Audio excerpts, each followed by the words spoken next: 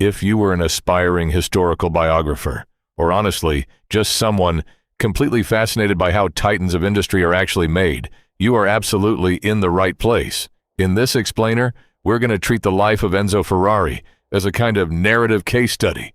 We're breaking down how the greatest, most glittering empires in history are so often built for one incredibly specific purpose: to hide the deepest, most devastating personal scars.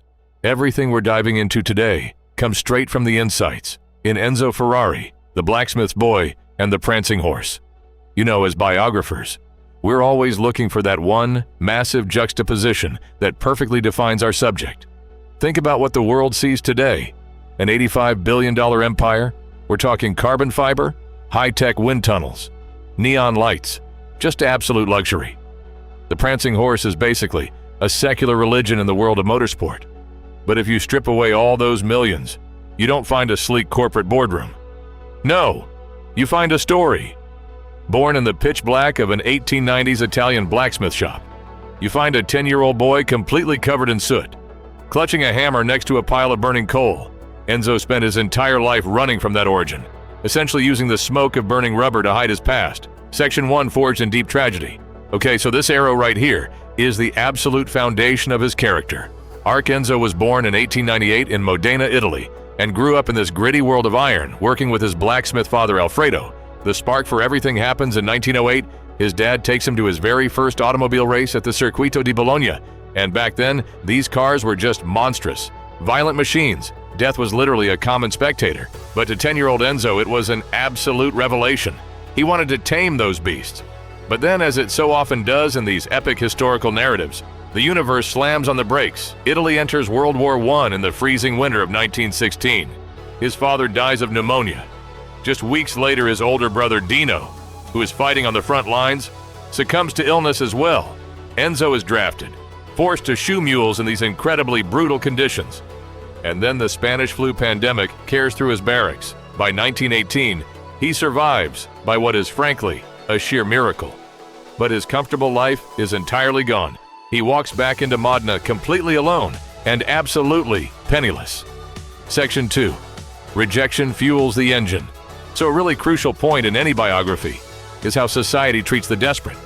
Enzo travels to Turin, which was the beating heart of Italian manufacturing, with literally nothing but a burning ambition. And this glowing letter of recommendation from his military commander, he walks right through the imposing gates of Fiat, the absolute giant of the industry, thinking his mechanical background is a shoo-in for a job. Instead, a wealthy executive dismisses him without a second thought. They literally stamp his papers rejected, flat out, telling him they had no room for an uneducated blacksmith's boy. Which brings us to a pivotal moment Enzo later wrote about, sitting on a frozen park bench in Turin during a snowstorm. Right after that rejection, at first, he just wept from the pure bitterness of it all. But then, those tears hardened into a fierce, vengeful resolve. Biographers take note, this is the inciting incident. If the titans of the industry wouldn't give him a seat at the table, well, he was just gonna build his own.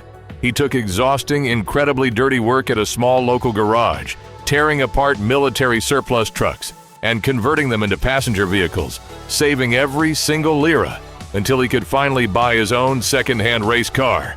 Section 3. The symbol of transformation. Now Enzo's raw, somewhat reckless driving talent eventually landed him a spot, racing for Alfa Romeo. And then we hit 1923, a massive turning point for visual history. After pulling off a brilliant victory, Enzo is introduced to Countess Paulina Baracca. She's an aristocrat and the mother of Francisco Baracca, Italy's legendary World War I fighter ace, who had tragically been shot down. The Countess tells Enzo that her son painted a black, prancing horse on his biplane for good luck. She looks at this fierce young driver and tells him to put her son's horse on his cars. Enzo says yes. He takes that black horse, crowns it with the Italian tricolor, and slaps it onto a bright canary yellow background, the color of his hometown Modena.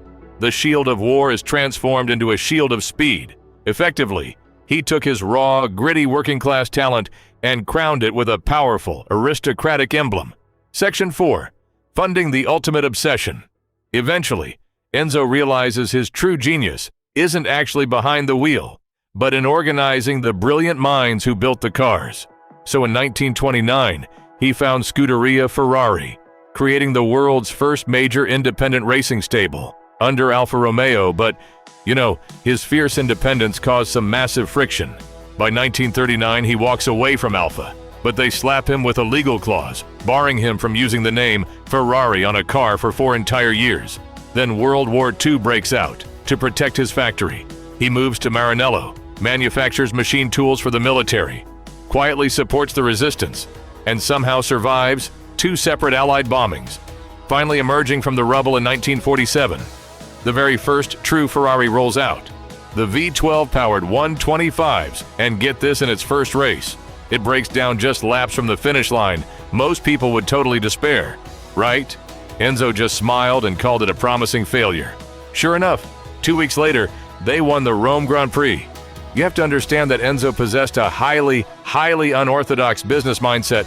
To fund his absolute obsession with racing, he reluctantly started building luxury road cars. But here's the kicker. He didn't care at all about the wealthy customers buying them. To him, selling road cars was literally just unnecessary evil. It was a chore he endured, strictly to buy tires and fuel for his race cars. His business operations were just constantly teetering on the financial edge, because every single lira of profit was funneled directly back onto the racetrack. Section 5. The War Against Ford. Fast forward to 1963, and Ferrari is staring straight down the barrel of bankruptcy. Enter Henry Ford II. Ford sees a massive opportunity to buy this legendary Italian brand for a staggering sum, $18 million. And Enzo was actually willing to sell his production car business to save the company. He's sitting at a table across from a group of American executives in their identical gray suits, pen in hand, totally ready to sign.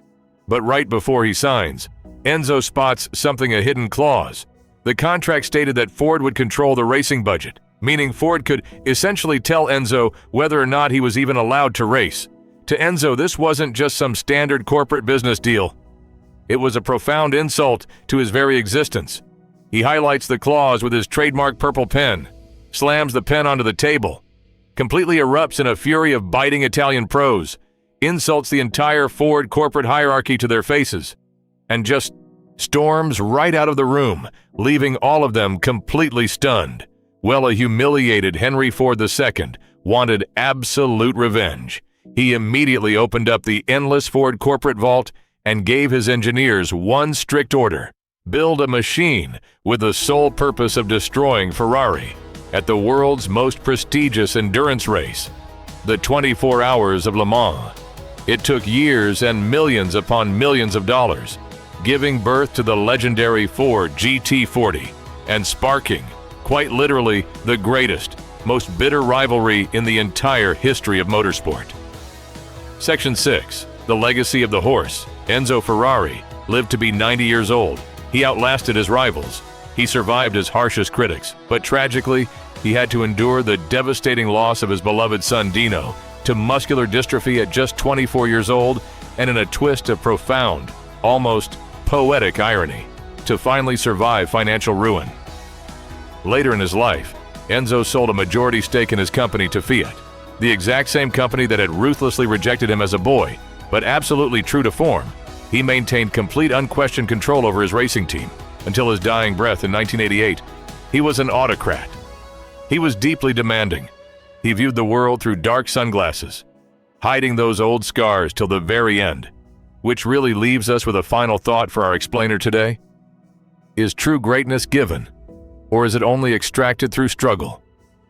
Enzo Ferrari didn't just build a car company. He built a living symbol of defiance.